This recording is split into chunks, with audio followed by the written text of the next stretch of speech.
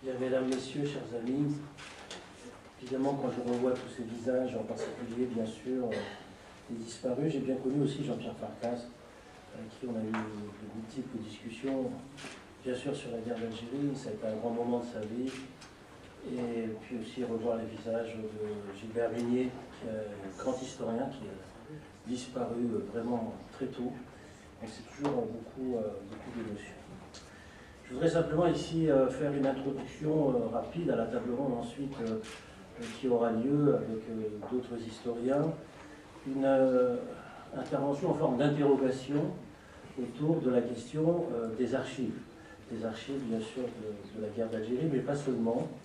Les archives en général aussi, puisque lorsque nous abordons le métier, le travail d'historien, il est bien évident que la question des archives se pose de manière immédiate, car on ne peut pas entrevoir la possibilité d'un récit historique s'il n'y a pas, bien entendu, l'approche des archives et naturellement d'un certain nombre d'archives qui ne peuvent pas être simplement des archives étatiques, mais aussi des archives orales, mais aussi des archives visuelles, toute une série d'articles, d'archives sur cette période particulière. Alors, la question des archives, d'ailleurs, est revenue sur le devant de la scène, à la fois culturelle et politique, à propos d'un événement, ou de deux événements même, où des commissions d'historiens ont été nommées pour essayer de faire la lumière sur des séquences d'histoire particulièrement brûlantes. Je vais parler la semaine dernière de la nomination d'une commission d'historiens autour des archives du Rwanda. C'était l'objet d'une polémique et qui commence d'ailleurs sur le problème de l'accès aux archives, notamment françaises, sur le génocide rwandais. Donc il y a aussi des polémiques entre historiens sur la possibilité ou non, disons, de faire partie de cette commission. Également des discussions importantes et qui concernent le monde des historiens et le grand public en général, autour du problème de la restitution des œuvres d'Afrique en particulier, à partir du rapport qui a été remis sur la question de la restitution des œuvres, notamment du continent africain, et qui a suscité aussi, par ce rapport d'historien, toute une série de discussions, de polémiques ou autres. Si je commence par ces deux aspects, c'est-à-dire ouverture d'archives sur le Rwanda et restitution de biens culturels au sujet de l'Afrique, c'est qu'il se trouve que les archives de la guerre d'Algérie sont précisément au confluent de ces deux aspects en même temps, pourrait-on dire, puisqu'il s'agira à la fois de la question de l'ouverture des archives et de la question de la restitution des archives. Vous voyez qu'il y a deux aspects qui cohabitent et qui se chevauchent. Lorsqu'on aborde la question des archives de la guerre d'Algérie, immédiatement ce sont deux questions que le grand public pose tout de suite. C'est est-ce que les archives sont ouvertes? Ça côté français d'ailleurs principalement. Et puis du côté algérien, il y a est-ce que les archives seront restituées? Donc vous avez à la fois la question de l'ouverture et de la restitution. Ce sont deux grandes questions qui traversent sans cesse au fur et à mesure du travail historique. Et depuis très longtemps, vous savez, j'en parlais à l'instant avec Guy Bervilliers, puisqu'on a commencé pratiquement ensemble à travailler sur cette histoire de la guerre d'Algérie. Lui, je crois que c'était en 70, moi en 74. Donc faites le calcul, ça fait plus de 40 ans maintenant qu'on travaille et qu'on chemine ensemble, sur des aspects différents bien sûr, sur cette question de l'histoire de la guerre d'Algérie. Et il est vrai que toujours ces deux questions, ces éternelles questions, sont encore posées sur ouverture et restitution des archives. Alors évidemment, il y a sur cette question des archives aussi un énorme travail qui a déjà été accompli par les historiens notamment, pour dresser des catalogues, faire des inventaires, livrer au grand public ce qui peut exister au sujet des archives. Alors bien sûr, il y a des catalogues qui sont émis par les centres d'archives eux-mêmes, à Aix-en-Provence, bien entendu, qui sont des grands centres d'archives de l'Algérie. Donc il n'est pas question pour moi ici de faire une sorte d'énumération de toutes les archives déposées dans ce grand centre d'archives. Ce n'est pas possible. On y passerait des journées entières à énumérer les codes d'archives et à quoi elles renvoient. C'est très fastidieux.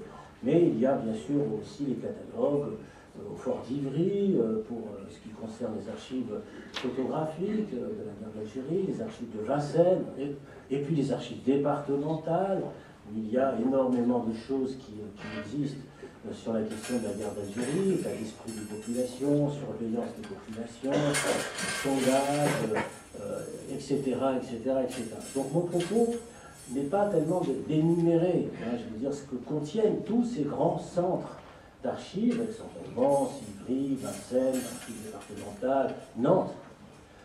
Il faut essayer de ne pas oublier, parce qu'à chaque fois, il y a toujours quelqu'un qui va me dire « oui, il y a encore le centre de je ne sais pas où ». Donc essayons de faire un inventaire complet des centres eux-mêmes d'archives considérables sur cette question de l'Algérie, et donc de la guerre d'Algérie, bien entendu. Donc, mon propos n'est pas, bien sûr, dans cette introduction, de, comment dirais-je, de faire cet inventaire. Il y a aussi l'inventaire qui est fait par, qui viennent sans arrêt être réactualisés par les historiens. Par exemple, il y a le travail que fait Guy Pervilliers depuis maintenant 30 ans, ou 40 ans, je ne sais plus. Il fait chaque année une sorte de point sur les travaux bibliographiques, notamment dans l'annuaire de l'Afrique du Nord, qui a été publié pendant très longtemps et de très nombreuses années. Là, il vient de sortir justement un ouvrage sur la guerre d'Algérie qui reprend très précisément tous ces articles de bibliographie au sujet de la guerre d'Algérie. Plus récemment, il y a je vais dire un travailleur algérien, mais un historien algérien, mais tous les historiens algériens sont des travailleurs, bien entendu, évidemment, qui vient de publier un travail très important, il s'appelle Meheni Akbal, il vient de publier les archives, un inventaire des archives municipales, donc des mairies de la France en Algérie. C'est un très gros volume, en 2 volumes, alors très important, qui est paru aux éditions d'Harmattan, et puis qui a été publié par le regretté Richard Ayoun, qui a beaucoup travaillé sur les Juifs d'Algérie, qui vient de publier un inventaire des archives consistoriales, des consistoires d'Algérie, de 1845 à 1914, qui est un travail colossal d'inventaire, disons, des archives sur toutes ces questions. Donc le problème, encore une fois, c'est pas de signaler, bon, j'ai signalé bien sûr tous les points bibliographiques. Moi-même, j'ai aussi publié beaucoup sur ces questions de bibliographie, le dictionnaire des livres de la guerre d'Algérie, que j'ai publié en 1995, le dictionnaire des films de la guerre d'Algérie, que j'ai fait Guy Henbel en 1997, on en a parlé d'ailleurs dans le dernier colloque, et d'autres travaux encore, disons dans la lignée aussi, bien sûr, de ce que je viens d'évoquer, du grand travail qu'a fait Guy Pervilliers sur la bibliographie, le recensement des archives, etc. etc. Moi, c'est des questions, simplement, que je voudrais poser devant vous sur le rapport aux archives. C'est-à-dire la question, comment on peut poser un certain nombre de questions aux archives. Alors, la première question que je voudrais poser, c'est que le rapport aux archives de la guerre d'Algérie est compliqué, parce qu'elles sont compliquées dans la mesure où la guerre d'Algérie elle-même est une séquence d'histoire très complexe.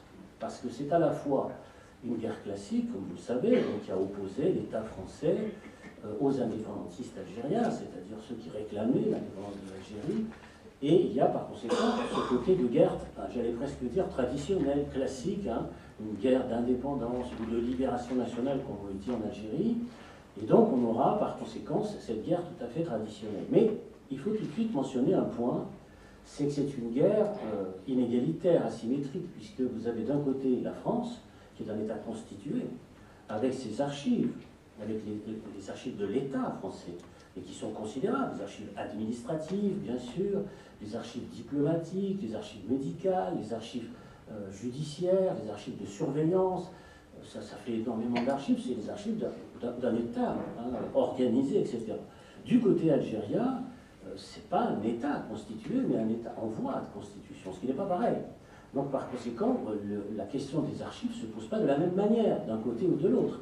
Selon qu'on se situe du côté des archives du côté français, ou si on se situe du côté algérien, vous avez effectivement des archives de l'ALN, ça existe. Je sais que des doctorantes a travaillé sur ces archives, elle s'appelle Linda Amiri, elle en a parlé dans sa séquence de thèse, consacrée au FLN, ou d'autres encore, comme Dalila El Joudi, qui a travaillé sur les archives de l'ALN, de la Wilaya 3, avec Jean-Charles Geoffrey. Donc il y a des archives, bien sûr, algériennes, venant du FLN ou venant de l'ALN, mais elles ne sont pas de même nature en termes de volume, en termes de proportion, de rapport. Ce n'est pas du tout la même chose.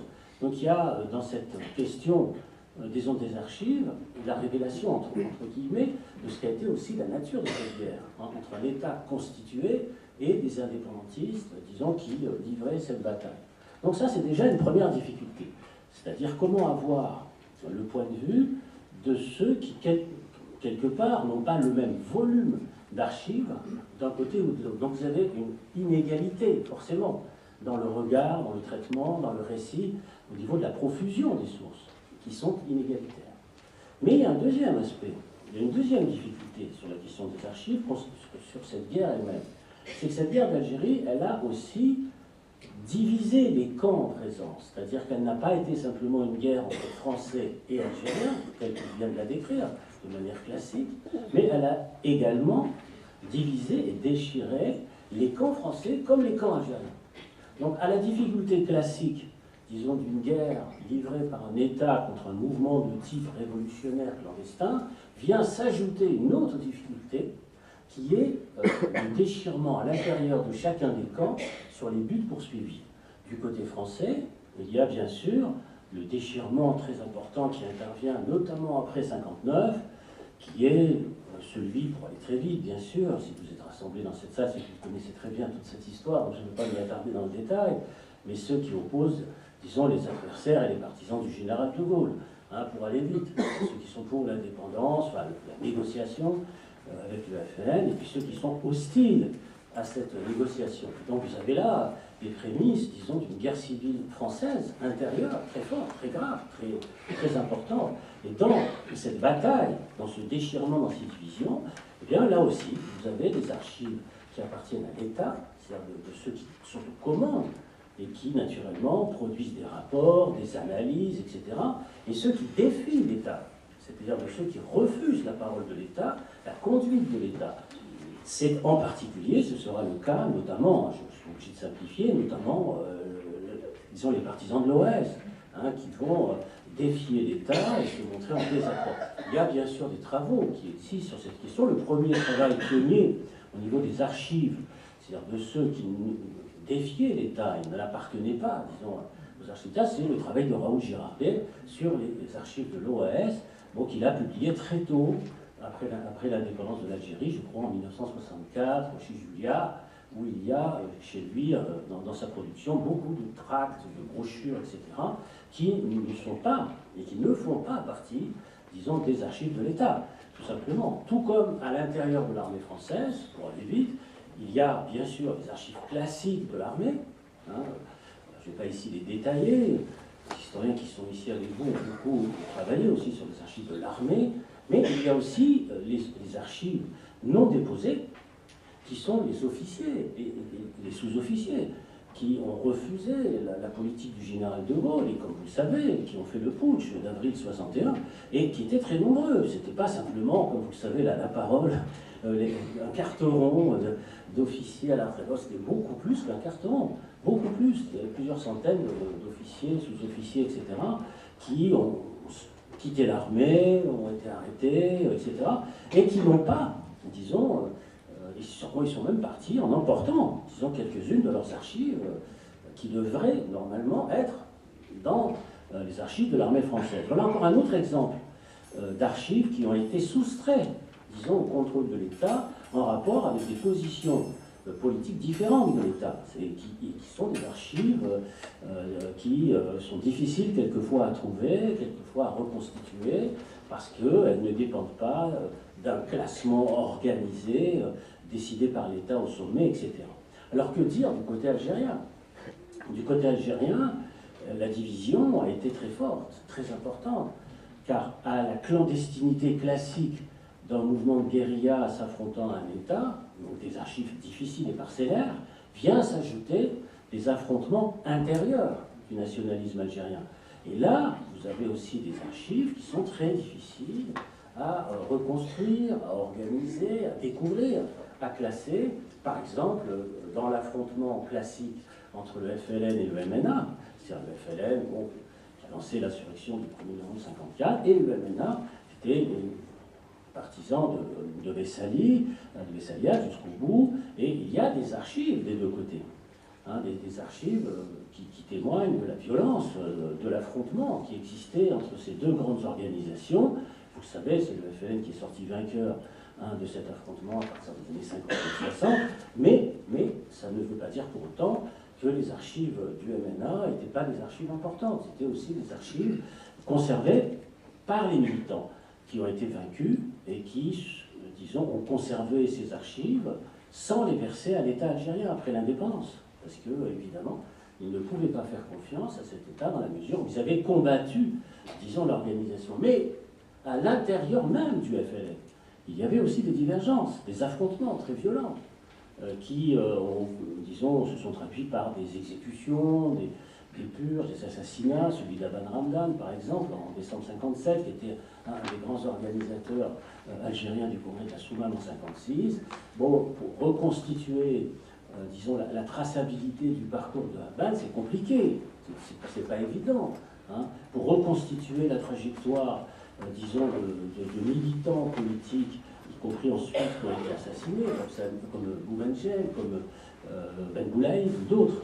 Ce sont des militants qui étaient dans la clandestinité et dont les archives qui les suivent sont souvent des archives françaises et pas forcément des archives algériennes. Donc, du côté algérien, vous avez cette grande difficulté qui est due à la fois à la clandestinité propre à toutes les organisations qui affrontent les États, à quoi s'ajoutent, bien sûr, les affrontements à l'intérieur, disons, et qui rendent très très compliqué, rendent très très difficile la fabrication d'un récit historique. Pour ce qui concerne par exemple les Algériens, moi j'avais commencé mon travail sur Messali, donc la biographie, je n'avais pas pensé dans le plus facile, parce que c'était à la fois un Algérien et à la fois un Algérien vaincu qui s'opposait à d'autres Algériens. Donc vous voyez, c'était quand même, on arrivait d'entrée de jeu dans une extrême complication sur cette question-là.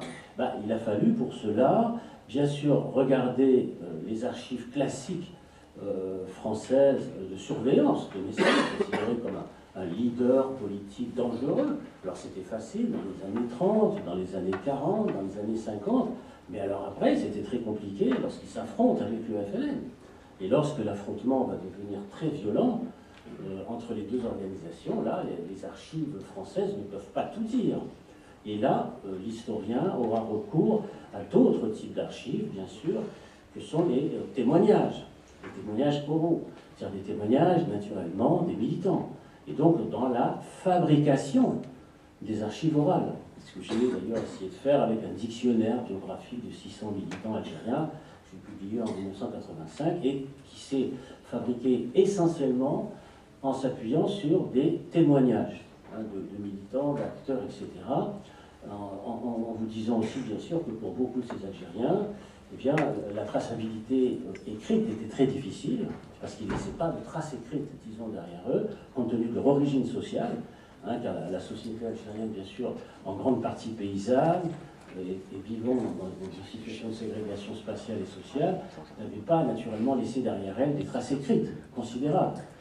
Donc il a fallu aussi cheminer dans l'écriture d'un récit historique qui ne fasse pas la part belle simplement à ce qu'on appelle les sources écrites traditionnelles de l'État. Donc vous voyez, la difficulté de la guerre d'Algérie, c'est la nature même de ce conflit, c'est-à-dire la complexité des archives d'État, des archives clandestines, des archives orales. Il a fallu, disons, cheminer à travers, disons, tous ces obstacles pour pouvoir essayer, encore une fois, de fabriquer un récit historique. Alors bien sûr, les archives dont on parle toujours, dont on parle beaucoup, ce sont les archives d'État. Les archives de surveillance, les archives politiques, ce sont des archives qui sont en fait des archives venant d'en haut, c'est-à-dire venant du haut de l'État. C'est les archives en particulier de surveillance, de la DST, des renseignements généraux, ou d'autres, des préfets, etc. C'est-à-dire que vous avez par conséquent une parole de l'État. Alors les historiens, bien sûr, sont à la fois obligés de s'adosser à ces types de récits, qui est produit par les hauts, tout en essayant de maintenir une distance critique par rapport à ce type de récit, bien entendu, parce que c'est un récit dans le fond, qui, quelquefois et même souvent, dévalorise la partie adverse, minimise, disons, le rôle joué par telle ou telle organisation, etc. Mais, néanmoins, le passage par les archives d'État est quasiment, bien entendu, cette sorte de passage obligatoire pour tout le travail historique. Et maintenant, on est obligé, j'allais presque dire, de commencer par ce passage, d'autant qu'en France, il y a une grande tradition, disons, de l'État. La tradition jacobine oblige. Donc il y a par conséquent une inflation de sources étatiques sur ces questions-là qui sont considérables et qui s'offrent à l'historien. Alors, le problème, c'est comment, disons, avoir accès. Il y a le problème, naturellement, je pense que dans le débat, on y reviendra, c'est le problème de la loi sur les archives. Vous savez, cette fameuse loi de 1979 qui donne un certain nombre de délais avant de livrer les archives au public, de 30 ans, de 60 ans, de 120 ans, etc., pour toute une série d'archives ensuite qui sont soumis à dérogation. Ce sont des procédés, disons, techniques assez fastidieux, et avec des dérogations aussi qui sont données aux historiens professionnels ou à certains acteurs qui peuvent, par avance, avoir accès, disons, à un certain nombre d'archives étatiques. L'amusement de cette histoire, pour ce qui me concerne, je pense que c'est le cas aussi de Guy Pervilliers, c'est qu'on a beaucoup travaillé sur ces archives, mais avant la loi de 79. Donc moi, j'avais pu regarder beaucoup d'archives à Aix-en-Provence, qui étaient complètement ouvertes, par exemple sur Sétif, sur toute une série d'événements de l'Algérie, etc., et qui ensuite ont été soumis à dérogation après 79. Donc les archives, moi, je les ai connues ouvertes et fermées. Donc c'était quand même assez intéressant, ce qui m'a permis de photocopier beaucoup d'archives à l'époque, notamment à Aix-en-Provence, qui m'ont servi par la suite, lorsque les historiens arrivant après 1979 n'avaient plus accès aux archives, ce qui me laissait une petite longueur d'avance du point de vue de la fabrication des articles, vous savez, dans les revues spécialisées d'histoire, etc. C'est un détail, parce qu'après, bien sûr, les archives ont été beaucoup plus ouvertes, notamment à partir de 1992, qui était le 30e anniversaire de l'indépendance de l'Algérie. Et là, vous avez eu une grande ouverture d'archives. Et là, pratiquement, tout le monde a été remis à niveau à partir de 1992. Ça commençait déjà à être très important. Et c'est ce qui a permis, d'ailleurs, l'ouverture des archives à partir de cette date, qui s'est amplifiée ensuite en 1999. Ça a permis, d'ailleurs, de faire des grandes thèses d'histoire. Ces ouvertures d'archives. Bon, je ne vais pas ici citer toutes les grandes thèses d'histoire à partir d'archives d'État. Sylvie Thénault sur la justice, Raphaël Grange sur l'armée, bien sûr Tramor Quéméneur, Jean-Jacques Jordi. Enfin, je ne vais pas ici citer tous les noms des historiens qui sont arrivés après nous, donc dans les années 90. Et on a aussi le grand travail à cette époque-là de Gilbert Minier, qui a fait une grande histoire du FLN, à partir des archives de l'État, précisément, c'est-à-dire du regard et des archives portées par notamment l'armée française sur le FLN, et qu'il a essayé de croiser avec les archives algériennes, mais avec les plus grandes difficultés. Il n'a pas pu directement avoir accès à ce type d'archives. Mais l'élément, pour aller vite, l'élément, à mon avis, le plus important pour ce qui me concerne, par rapport, disons, à cette question incontournable des archives d'État, ouverture ou pas, c'est l'arrivée de nouvelles sources extraordinairement nouvelles, importantes par leur nombre et leur profusion. Je veux parler de la question des images et de l'arrivée des nouvelles sources par l'intermédiaire des nouvelles technologies, notamment à la fin des années 90 et tout au long des années 2000 jusqu'à nos jours. C'est naturellement la révolution numérique. La révolution numérique qui bouscule le métier d'historien dans l'accès démocratique aux archives. C'est l'accès démocratique aux archives, c'est-à-dire le fait que beaucoup de personnes qui ne voulaient pas livrer leurs archives aux États en particulier ont commencé à lancer, entre guillemets, leurs archives sur Internet. Et là, les historiens, entre guillemets, professionnels, petit à petit, ne se sont pas rendus compte tout de suite, bien sûr, parce qu'eux continuaient à se rendre dans les centres d'archives pour regarder, etc. Mais petit à petit, tout au long des années 2000, ils se sont aperçus que dans le grand public, comme on dit, eh bien, il y avait des personnes qui avaient accès à des archives et qui pouvaient concurrencer le récit historique des historiens professionnels, en disant mais non, moi j'ai vu ça sur Internet, tel acteur de cette histoire a écrit cela, donc est-ce que vous êtes d'accord avec ça, etc., etc. Et là, vous avez par conséquent un nouvel horizon qui s'ouvre. C'est une nouvelle façon d'écrire l'histoire. Alors quand il s'agit des récits, des témoignages, bien entendu, c'est facile j'allais presque dire, à contrôler, à réfuter, etc. Mais lorsqu'il s'agit de la puissance des images et de la profusion des images, c'est encore une autre paire de manches.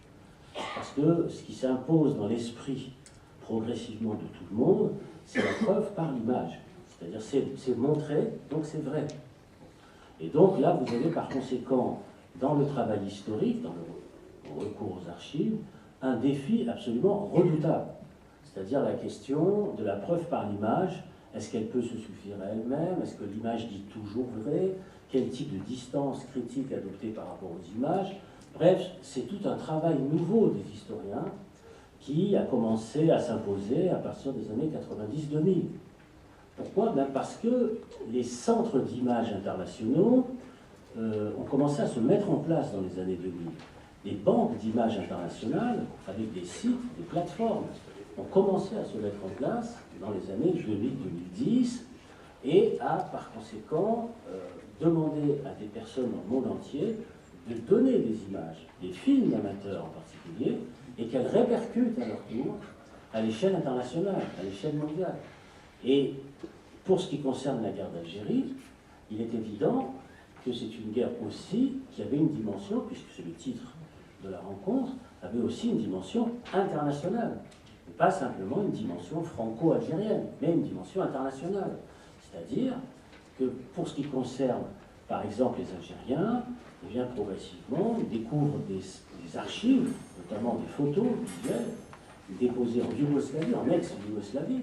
Il y avait beaucoup de reporters yougoslaves qui avaient fait des reportages, notamment dans les maquis, que ce soit à l'intérieur ou à l'extérieur de l'Algérie, et qui ont fabriqué des banques d'images qui ont été ensuite diffusées.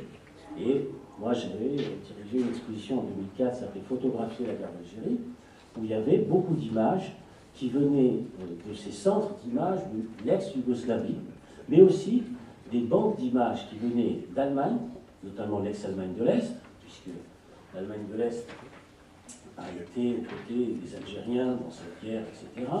Donc beaucoup d'images en provenance de l'ex-Allemagne de l'Est, et aussi des États-Unis. C'est-à-dire qu'il y a eu aussi tout un travail diplomatique qui a été fait par les Algériens et qui fait que, bien sûr, beaucoup de documents se trouvent aux États-Unis, bibliothèques du Congrès, etc., et qui ont construit aussi leur site, construit leur plateforme, et par conséquent, avec leur banque de données et d'images, des ressources, donc ce qu'on appelle les banques de ressources, à leur tour, disons, balancent sur le plan international les images. Donc vous avez par conséquent l'aspect, disons, de nouveau, de récits historiques à partir d'archives qui nous viennent d'ailleurs, qui viennent de l'étranger, qui viennent d'autres pays par le biais de la révolution numérique. Mais c'est le cas de la France aussi, parce que en France, il y a un aspect nouveau et très important.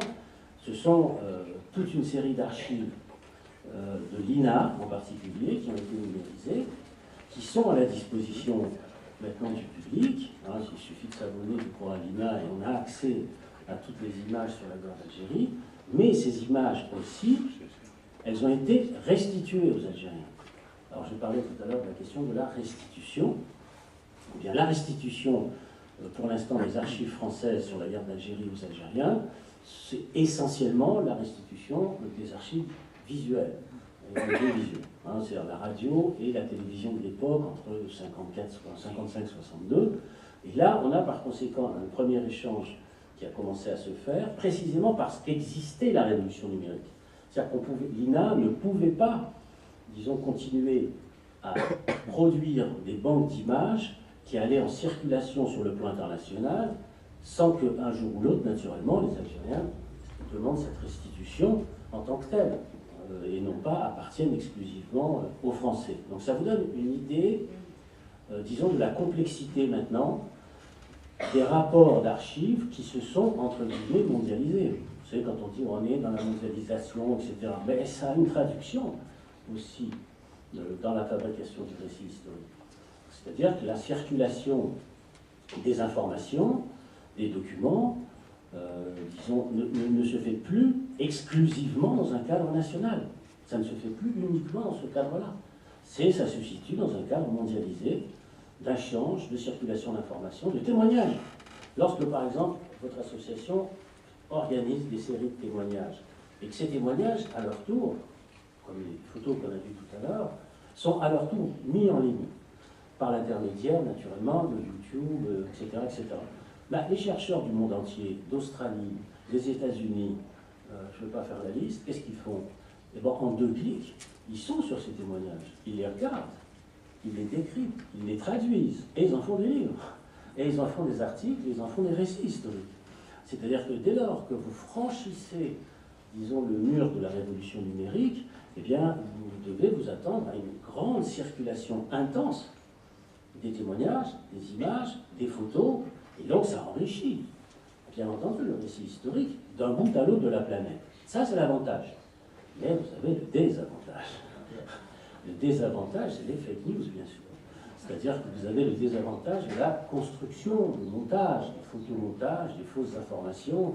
Alors là, c'est un autre débat, c'est une autre discussion qu'il faut avoir. Et là, les historiens, bien sûr, ont leur rôle à jouer. C'est-à-dire sur le fait de déconstruire des images, déconstruire des récits falsifiés, déconstruire tout ça. Donc c'est naturellement un monde nouveau dans lequel nous sommes entrés et qui est très important. Donc je dirais par conséquent, pour aller vite, que nous sommes sortis, je crois, de cette fameuse discussion ouvrir et fermer les archives pour ce qui concerne la guerre d'Algérie.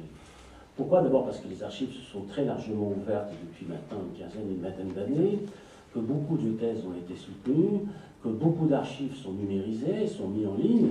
Ça, je n'ai pas le temps d'y attarder, mais il y a énormément maintenant de numérisation d'archives qui existent, et que la grande question est plus dans le nombre de chercheurs travaillant sur la guerre d'Algérie que les archives elles-mêmes. Parce que dire, disons, les archives, ça devient, bon, les archives entre guillemets comme ça en soi, ça devient un objet de fantasme aussi. Hein.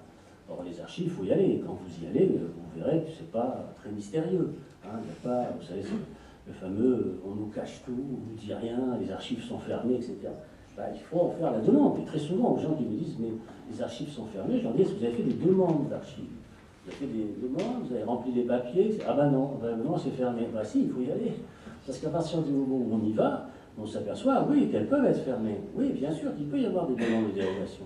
Mais la question centrale, c'est, bien sûr, les recherches vers les archives. Et c'est le nombre de chercheurs qui est important. Le nombre, par conséquent, de thèmes de recherche sur ces questions-là, qui permettront ou non de savoir si les archives sont ouvertes ou fermées. Et l'inverse ne peut pas, naturellement, être donné.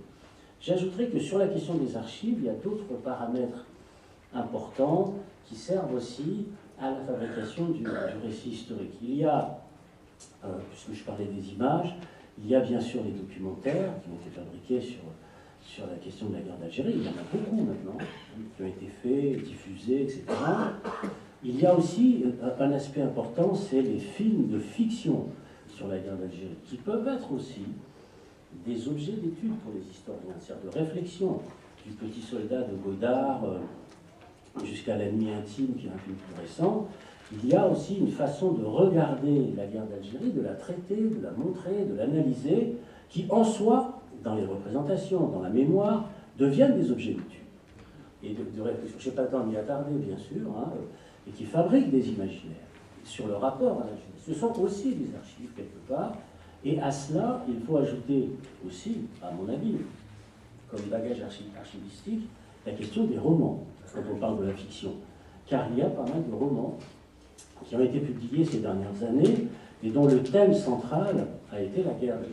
Je citerai seulement 2 exemples, il y en a énormément, hein.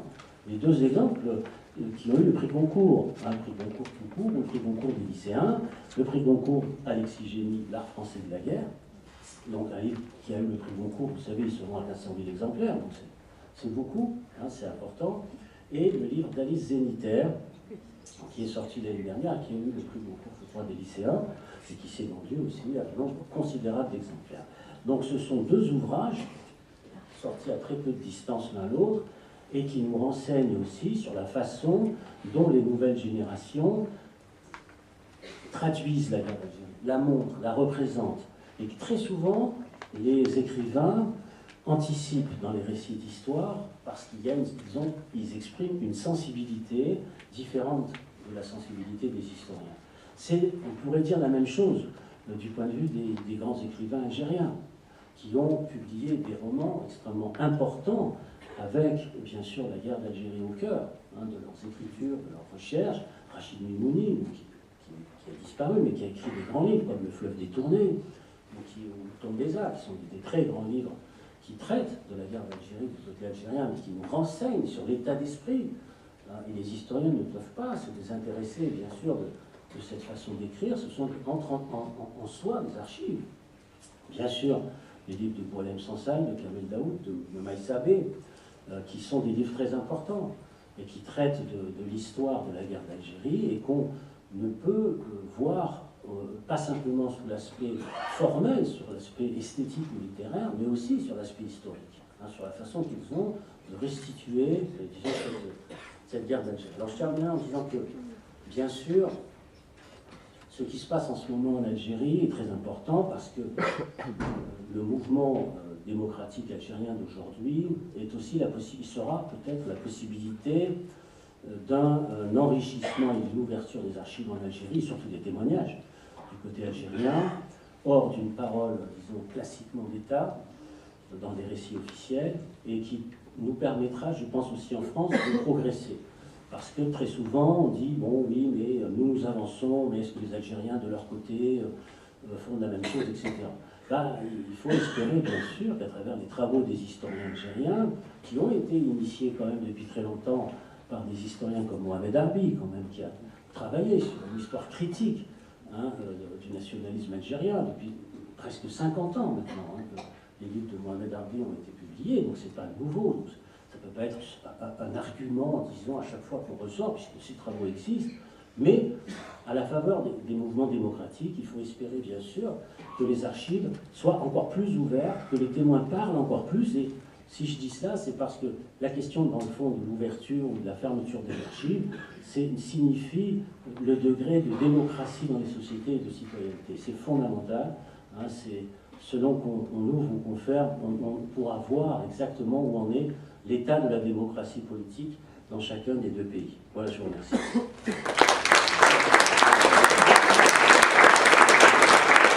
Est-ce que pour d'autres guerres de libération nationale, comme par exemple l'Indochine, auxquelles nous, Français, aussi été confrontés, est-ce que les difficultés ont été les mêmes pour les guerres pour, disons, la libération, l'indépendance des pays d'Afrique? Est-ce que ça a toujours été une complication que ces archives, entre les uns et les autres? L'Indochine, ça tournait parce que j'ai travaillé sur l'Indochine, j'ai beaucoup à l'œuvre, donc j'ai pu un peu. J'avais un interprète avec moi, pour être honnête, parce que je ne parle pas avec bien. Le micro est plus fort. Moi, je sais que j'ai pu travailler sur la question de l'histoire d'Indochine, parce qu'en vivant à Hanoï, vous n'entendez pas? Mais vous n'avez rien entendu de ce que j'ai dit depuis le début. C'est ça la conclusion. C'est vous qui en entendez pas. C'est ça que je prononce plus vite. C'est ça non? Et là, vous entendez maintenant? Oui. Bon, d'accord. Alors, donc, non, la guerre d'Algérie, c'est un cas, c'est un modèle, entre guillemets, un peu d'exemplarité sur ce plan, parce que l'Algérie, je ne vais pas ici faire toute l'histoire de la colonie de peuplement, 1 million d'Européens, etc. Et la longueur, la durée de cette guerre, qui a été de 8 ans, etc., avec un mouvement politique d'opposition à la France, à la fois puissant et divisé, qui s'est affronté. Tous ces ingrédients-là, on ne les retrouve pas vraiment, on les retrouvera par la suite, par exemple, en Angola, Mozambique, Guinée-Bissau, avec le MPLA, etc. Bon, je ne détaille pas, mais avant, on peut dire que ce n'est pas tout à fait le même cas pour l'Indochine. en Indochine, vous aviez d'abord une guerre, j'allais dire, un peu plus classique, avec un corps expéditionnaire et non pas des appelés, hein, en Indochine, donc c'est pas du tout la même chose, hein, c'est des professionnels, des gens qui font la guerre d'Indochine. Donc on a, disons, une situation où l'Indochine n'est pas rattachée administrativement à la France. Ça veut dire que les archives de l'Indochine française n'ont pas du tout le même volume que les archives de l'Algérie, hein, parce que l'Algérie c'était la France, donc c'est des départements français. Donc vous aviez des archives de l'Algérie qui sont en France ou en Algérie qui sont gigantesques. C'est des archives qui touchent à l'addiction d'eau, le gaz, je ne sais pas, moi, les archives classiques de n'importe quelle commune, de ville. C'est gigantesque. L'Indochine, non. C'est une colonie lointaine, avec une colonie de peuplement assez réduite. Donc les archives de l'État français en Indochine n'ont pas du tout la même ampleur, hein, que les archives françaises de l'Algérie. Ce sont des kilomètres d'archives. Hein. Je ne sais plus le chiffre dans ma tête. Je crois que ça doit être de l'ordre de 8 kilomètres d'archives entassées qui ont été emportées par la France d'Algérie, parce que la France a laissé quand même beaucoup d'archives en Algérie, contrairement à ce qu'on croit. Hein, j'ai pu aller dans les centres d'archives à Constantine ou à Alger, il y a beaucoup d'archives françaises qui sont restées en Algérie parce qu'ils n'ont pas pu tout emporter. C'était pas possible, c'était tellement énorme. Donc là, il y a une grande différence. Car le volume, l'ampleur, disons, de la présence française n'est pas la même, la nature de la guerre n'est pas la même, puisque d'un côté, vous avez le contingent, les appelés, des centaines et des centaines de milliers de jeunes qui sont partis en Algérie, ce qui n'est pas le cas de l'Indochine. Et puis vous avez un mouvement politique d'opposition à la France qui est relativement plus uniforme, homogène en Indochine, qui est grosso modo le Parti communiste vietnamien, qui a, disons, qui avait liquidé, mis à l'écart le mouvement nationaliste classique vietnamien ou chinois, hein, qui a été éliminé en particulier politiquement dès les années 30, avant la guerre d'Indochine. Donc il y a une force politique plus homogène, même si à l'intérieur de cette force politique communiste, il y avait des différences, des oppositions, des règlements de compte, ça existait aussi en Indochine, il ne faut pas croire, mais ça n'a pas du tout la même importance que l'Algérie, hein, du point de vue de l'homogénéité politique. L'homogénéité politique au Vietnam était beaucoup plus forte. Hein, c'était en fait des nationalistes qui se revendiquaient du communisme de manière homogène, groupés derrière Ho Chi Minh, le père de la nation. Je résume, bien entendu.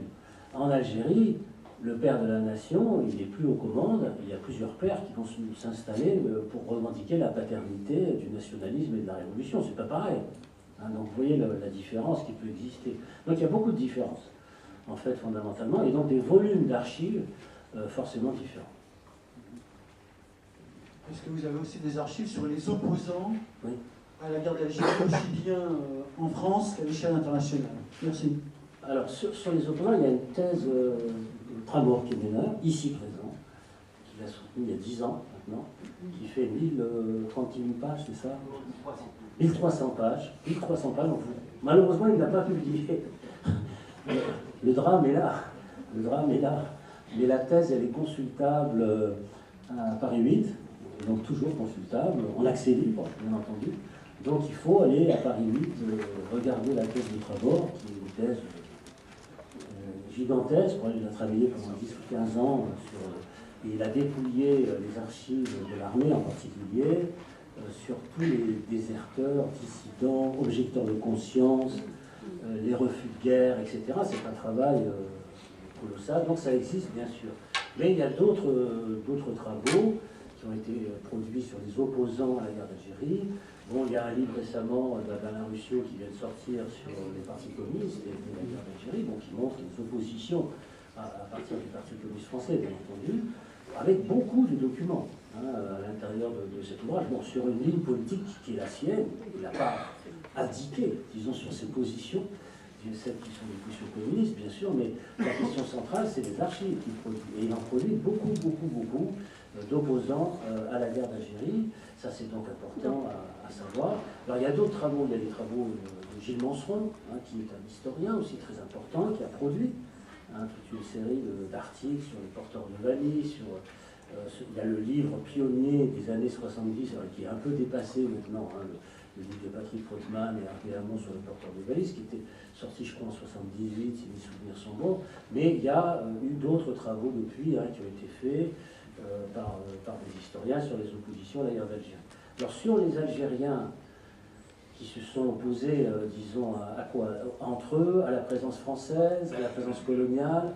Alors là, sur la présence coloniale française, vous savez, il faut commencer par le début, commençons par Mouloud Ferraoui. Il suffit de lire son journal, 1955-1962, et là vous avez un journal extraordinaire que je vous recommande de lire, qui a été réédité récemment aux éditions du Seuil, je crois l'année dernière, le journal de Mouloud Ferraoui, qui est un grand écrivain algérien.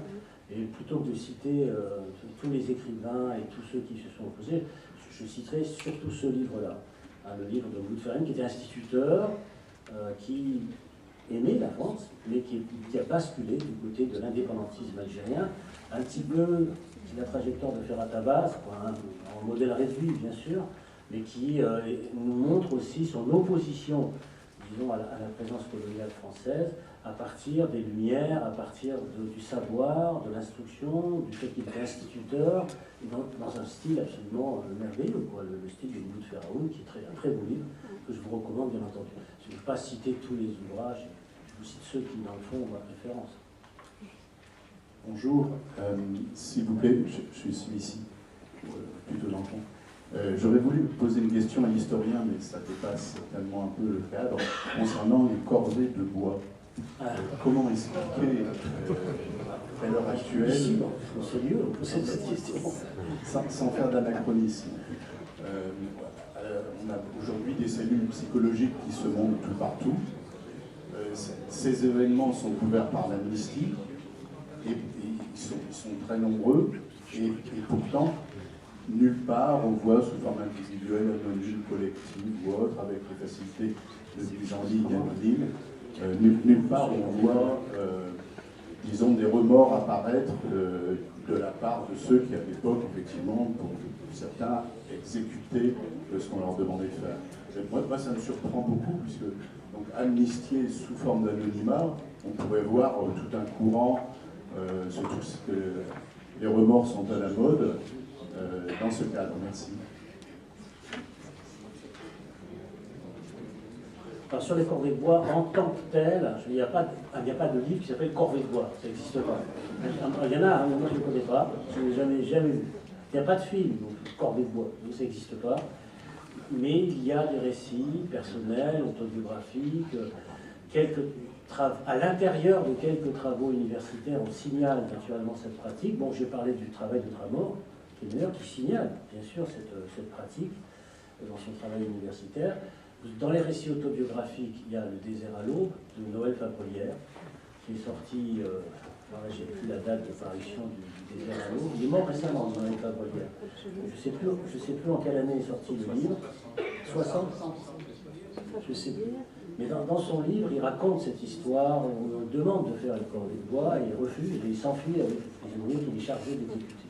Donc c'est un livre très important, Le désert à l'aube, je ne sais pas si vous le connaissez. Donc lisez Le désert à l'aube, Noël Fabrelière. Merci Madame Mastera pour cet exposé autour des archives. Je voulais savoir si les témoignages personnels des Algériens ou des Français dans la guerre d'Algérie ou dans la guerre de libération, sont aussi des témoignages que l'historien que vous êtes, ou qui sont tous des historiennes qui travaillent sur cette histoire de la guerre, s'enrichissent ou accompagnent aussi le récit historique, comme vous le nommez, avec le fait d'entendre des hommes, des femmes qui ont parlé dans leur jeunesse de la guerre d'Algérie, de ce côté de la Méditerranée ou de l'autre. Alors, les témoignages du côté algérien, alors, du côté français, les témoignages n'ont jamais cessé. Dès la fin de la guerre d'Algérie, il y a une inflation incroyable de témoignages. D'abord de ceux qui ont été les vaincus de l'histoire, c'est-à-dire ceux qui étaient les partisans de l'Algérie française, ont énormément publié. Dans les années 60, 70, etc., 80, beaucoup d'officiers, beaucoup de paroles de soldats, bien sûr, tous les récits autobiographiques, des Pucci, les Salangeau, Zeller, ils sont tous publiés. Tout le monde a publié énormément de témoignages, de récits, d'engagement, de guerre, etc. Donc je ne vais pas ici m'étendre là-dessus. J'ai fait un livre qui s'appelle Appelé en guerre d'Algérie, qui est un tout petit livre, qui est entièrement fondé sur exclusivement les récits d'Appelé. Il y en avait déjà à l'époque, en 1997, je crois moi j'avais recensé plus d'1 millier de livres, de témoignages de soldats français, d'Appelé, c'était quand même considérable. Du côté algérien, on peut dire que les témoignages, la parole s'est libérée davantage à partir des années 90. C'est-à-dire que jusqu'aux années 90, les témoignages d'Algériens étaient plutôt rares. Mais il y a eu une explosion de témoignages et de récits de vie à partir de cette période-là, c'est-à-dire après octobre 88, le moment de déverrouillage et d'effervescence démocratique, et l'arrivée d'une presse indépendante, etc. Malheureusement, après, vous savez ce qui s'est passé, bon, la décennie sanglante, beaucoup de morts, etc. Mais ça n'a jamais empêché, à partir de ce moment-là, véritablement une sorte d'explosion de témoignages en Algérie. J'avais recensé, pour faire un livre avec Renaud de Rochebrune qui s'appelle « La guerre d'Algérie vue par les Algériens », on avait, je crois, en bibliographie, recensé 300 ou 400 livres d'Algériens qui traitaient de cette histoire, hein, de cette guerre. C'est énorme. C'est-à-dire qu'il y a eu une explosion de volonté de transmettre une histoire aux nouvelles générations qui est très très importante et qui ont été publiées en Algérie. Beaucoup ont été publiés en Algérie et très peu de ces témoignages ont franchi la Méditerranée pour venir en France.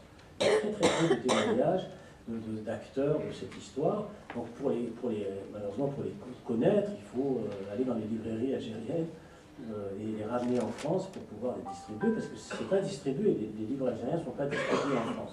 Donc on ne les connaît pas. Mais il y a énormément de récits, de responsables de la Wilaya 3, de la 2, de la 5, de je ne sais pas quoi.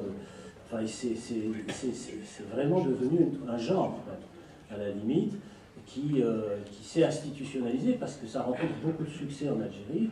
Et quand on dit qu'il y a beaucoup de succès, ça veut dire beaucoup de livres vendus, donc les éditeurs qui vont chercher des acteurs pour publier encore plus d'ouvrages, etc., etc. Donc, oui, les témoignages, c'est fondamental, bien entendu, mais une fois qu'on a dit ça, il faut le travail historique, parce que c'est normal que l'acteur, qui décrivant sa propre vie, a intérêt soit à l'embellir, soit à discréditer ses adversaires, soit à minimiser le rôle de l'adversaire, à valoriser bien sûr son propre rôle. Donc dans cet inventaire, disons, de témoignages, il y a des choses et des détails absolument formidables, et puis il y a il y a des choses qui ne correspondent pas à la réalité, parce que c'est pas possible que ce soit passé comme ça, etc. Alors dans le domaine des témoignages, moi je citerai un seul livre, parce que dans la masse des témoignages, tout d'un coup son nom m'échappe, mais ce qui est sorti en France aux éditions Les Arènes, c'est sur son enfance. Slimane Zeridour, qui a écrit le plus beau livre, à mon avis. Slimane Zeridour, qui avait 12 ans, lorsqu'il était en Algérie dans un camp de regroupement en Kabylie, et qui raconte son enfance. Ça s'appelle Sort la route s'arrête, c'est ça, non? C'est un livre absolument incroyable, parce qu'il nous donne un récit de vie de l'intérieur de la paysannerie algérienne déplacée dans les années 1960-61. Alors ça, c'est vraiment, j'ai jamais rien lu de mieux que ce récit de vie, vu par un enfant, bien sûr, à cette époque-là. Il se trouve que par hasard, j'avais sorti en même temps que lui mon récit de vie d'enfant, mais dans la ville de Constantine, et je lisais son récit à la campagne. Naturellement, ça n'avait strictement rien à voir. Moi, c'était citadin, urbain, Constantine, et lui, c'était la campagne avec les superstitions, etc.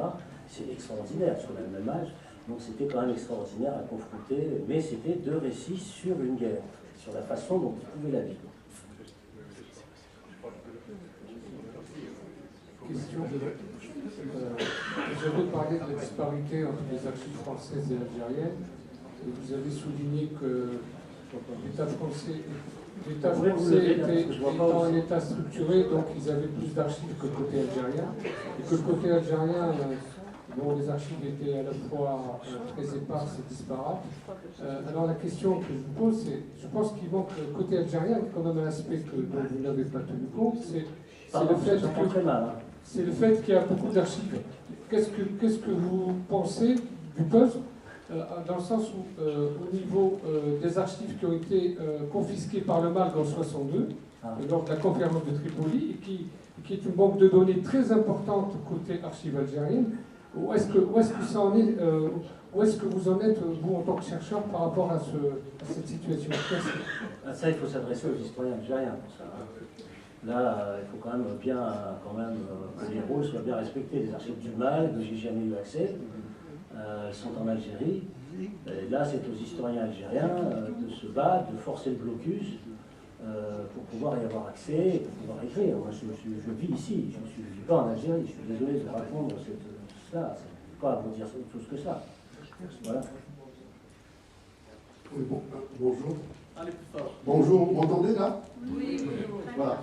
Alors, puisqu'on parle de témoignage, rapidement, je vais être très bref. Je suis un militant, jeune militant du FLN qui a été arrêté à l'âge de 17 ans dans la ville de Saint-Étienne.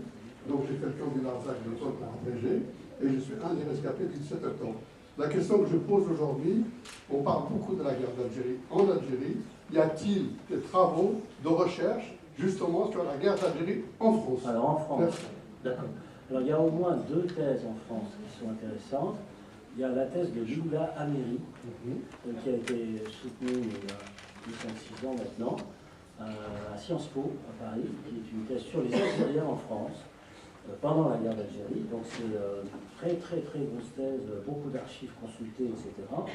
Et vous avez la thèse de Naïma Yahi, sur l'histoire culturelle des Algériens en France, au niveau de la musique, le travail, les sorties, le rapport à la famille, etc., etc. Donc il y a au moins, à ma connaissance, 2 grandes thèses qui n'ont pas été publiées à ma connaissance. C'est toujours le problème des thèses, d'ailleurs, c'est que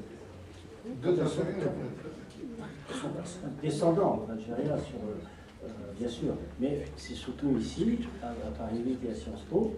Donc vous pouvez les consulter sur la vie des Algériens en France. Et naturellement, il y a la thèse d'État, tout simplement, les Algériens en France. Ça, je ne peux pas faire ma propre publicité. C'est difficile. Il n'y a pas de Français qui ont écrit sur l'immigration en dehors des deux. Bien sûr, il y avait jamais. On m'avait réservé des Français. J'ai eu des Françaises au moins. Vous me permettrez d'intervenir, et pardon, mais simplement, nous allons nous permettre encore 2 questions. Je pensais que Catherine Chailly allait nous rejoindre, parce que je ne voudrais pas que ça nous retarde dans la table ronde. Donc encore 2 questions, ça vous va? Benjamin, ça vous va? Oui, 2 questions, et ensuite, il y a des débats toute la journée. On pourra très bien reposer nos questions dans le cadre des tables rondes. Merci. Vous avez parlé tout à l'heure de la révolution numérique qui a permis dans les années 90 de développer plus les archives et de donner l'accès à beaucoup de monde. Est-ce que vous pensez que c'est un des moyens d'intéresser plus la nouvelle génération à s'intéresser à ça? Parce qu'on voit aujourd'hui dans les programmes scolaires, c'est quelque chose, c'est un élément auquel on s'intéresse qu'à partir de la première et de la terminale. Est-ce que vous pensez que le fait d'être de plus en plus présent sur Internet, c'est un moyen d'intéresser la jeune génération un peu plus? Ah mais c'est fondamental, tout passe par là. C'est-à-dire qu'on ne peut plus faire de l'histoire aujourd'hui si on ne passe pas par la connaissance d'Internet, la façon de circuler sur le web, d'aller sur les sites, regarder les plateformes, distribuer les informations. C'est, dans le fond, maintenant, tout le travail historique se déroule pour moi, de cette manière. Avant, j'étais assis sur ma chaise, je me levais, j'allais chercher des archives dans la cave, etc. Et puis un jour, je devais faire un exposé sur Germaine Tillon, je crois, c'est vrai, je me souviens très bien. Et j'ai dit, tiens, je suis fatigué, je vais mettre Germaine Tillon. Et donc j'ai tapé Germaine Tillon sur Google. Et là, c'était plus la peine de sortir de ma chaise. Tout était là. Le problème, c'était de savoir qu'est-ce qui était bien, qu'est-ce qui n'était pas bien. Et là, il fallait avoir de la connaissance historique. Là, il fallait avoir le savoir historique, bien entendu, parce que tout n'était pas parfait. Mais c'est pour vous dire un petit peu le réflexe maintenant immédiat de tout le monde. C'est pas de dire je vais aller prendre le métro pour aller aux archives de Vincennes, mais c'est chez soi de faire 3 clics pour taper sur Wikipédia le nom du mec dont on a besoin de savoir en quelle année il est né. Donc vous voyez la révolution que ça représente. Donc c'est obligé maintenant. Obligé qu'on ait des programmes scolaires, des livres, etc., qui signalent, disons, des sites. Les historiens eux-mêmes fabriquent leurs propres sites maintenant, avec des archives, leurs propres articles. Il faut s'y référer. Il faut aller, d'ailleurs, il faut aller sur les sites que les historiens fabriquent eux-mêmes, ou des séminaires de recherche, des pôles de recherche passent par là. Donc ça, c'est la première chose. Maintenant, la deuxième chose, c'est que ce n'est pas une question de jeune ou pas de jeune, c'est que c'est une nécessité. C'est-à-dire que la question maintenant, c'est tout le monde. Vous savez, j'ai jamais reçu autant par mail de messages, de récits, de poésie, tout ce qu'on veut, via Internet, que des retraités de la guerre d'Algérie, qui sont devant leur écran et qui envoient sur Facebook, sur Twitter, etc., des tonnes d'infos, de trucs, de messages et d'analyses. Donc c'est pas seulement la jeunesse, C'est maintenant un processus qui touche et qui concerne l'ensemble, disons, des catégories de la société. Donc l'éducation nationale doit absolument maintenant intégrer complètement cette dimension, peut-être en fabriquant des chaînes YouTube d'infos spécialisées sur la guerre d'Algérie, où les historiens puissent intervenir en étant rémunérés. Parce que moi j'insiste là-dessus, parce que le travail gratuit ça suffit un peu quand même. Hein. Donc parce que les gens qui passent pendant 40 ans pour avoir un savoir, dans leur temps tout est gratuit. Non, c'est trop fini ça, on a marre. Hein. Les historiens c'est comme les chanteurs, c'est comme tout le monde. Hein. Il faut qu'ils soient aussi rémunérés parce qu'ils font un travail, une conférence ou autre sur la guerre d'Algérie ou sur autre chose. Donc ça aussi, c'est un nouvel espace intellectuel dans le rapport au travail, etc., qui s'ouvre devant nous, qui est devant nous. Effectivement, vous avez raison. Oui, je peux poser une dernière question très rapidement. L'intitulé parle d'archives internationales. Oui. J'aurais voulu savoir quel rapport, enfin, est-ce qu'il y a des archives à l'ex-URSS en Russie, oui. Parce qu'il y avait des combattants communistes. Absolument. Et par ailleurs, un grand pays comme les États-Unis ne pouvait pas se désintéresser de problème. Voilà, c'est-à-dire la guerre d'Algérie vue hors d'eux. Tout à fait. Alors, les archives de la guerre d'Algérie hors les murs, pour dire, c'est d'abord et avant tout les archives diplomatiques. Les archives diplomatiques françaises, y compris celles qui sont au Quai d'Orsay aujourd'hui. C'est-à-dire que vous avez des tas de renseignements sur ce qui s'est passé en Algérie qui provenaient des ambassades situées dans les grands pays, hein, qui soutenaient ou qui combattaient avec la France, bien sûr les pays du bloc de l'Est, ou alors inversement de l'Ouest, qui soutenaient la politique française, pas tous bien d'ailleurs. Hein. Par exemple, les archives allemandes sur la guerre d'Algérie sont assez ambiguës. On voit que l'Allemagne jouait un rôle ambigu par rapport à la politique française. Les Allemands, pour dire la vérité, soutenaient, y compris à l'Ouest, davantage les indépendantistes algériens que la politique française. On le voit très nettement dans les archives allemandes, notamment à partir de 1957-58. Je ne parle pas des archives de l'Allemagne de l'Est. Hein. Bon, là c'est simple, hein. Mais l'Allemagne de l'Ouest. Donc vous voyez, à travers, par exemple, les archives en Allemagne des syndicats allemands, des partis politiques de gauche allemands non communistes, là il y a une sympathie qui s'exerce à l'égard des nationalistes algériens et qui va conduire l'organisation de la Fédération de France du FLN à s'établir en Allemagne. Ce n'est pas un hasard. C'est-à-dire que vous avez effectivement le siège des Algériens, du point de vue de la direction politique, qui est à Cologne. Donc vous avez dans les archives allemandes de l'Ouest toute une série de rapports de surveillance ou autres sur la Fédération de France du FLN qui est tout à fait passionnant. C'est un exemple. Voilà, je vous remercie.